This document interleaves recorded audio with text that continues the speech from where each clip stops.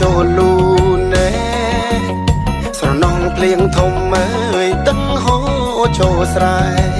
បងស្រណងអោស្រុកខ្មែរអើយបងស្រណងអោស្រុកខ្មែរខែរដូវអើយបិណ្ឌភ្ជុំមើលមេម៉ាយបងស្រណងមុខក្រមុំសែនកំសត់អើយខ្លះការចោលខ្ញុំចង់តែយំ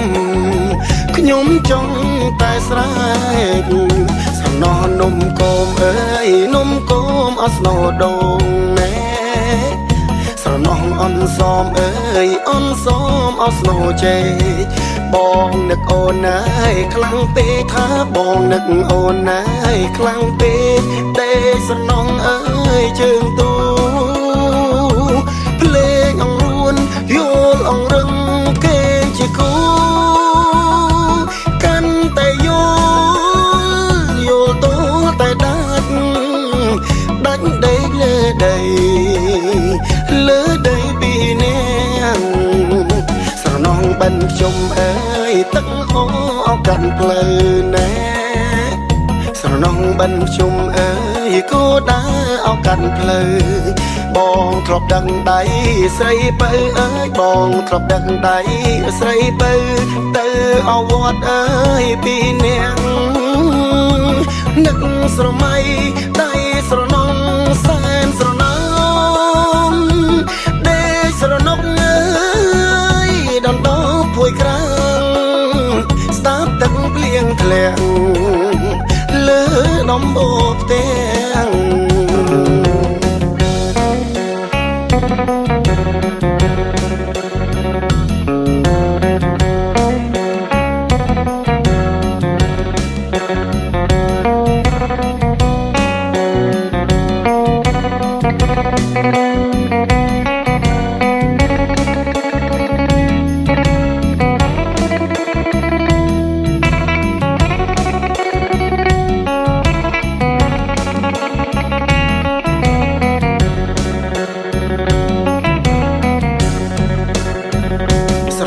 ភ្លៀងធំអើយទឹកហូរចូលលូណែស្រណងភ្លៀងធំអើយទឹកហូរចូលស្រែបងស្រណងអោស្រុកខ្មែរអើយបងស្រណងអោស្រុកខ្មែរខែរដូវអើយបិណ្ឌភ្ជុំមើលមេម៉ាយបងស្រណងមុខក្រមុំ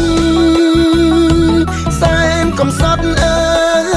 យខ្លះការចោលខ្ញុំចង់តែយំខ្ញុំចង់តែស្រែក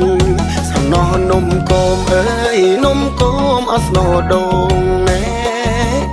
ស្រណោះអនសមអើយអនសមអស្នោជេ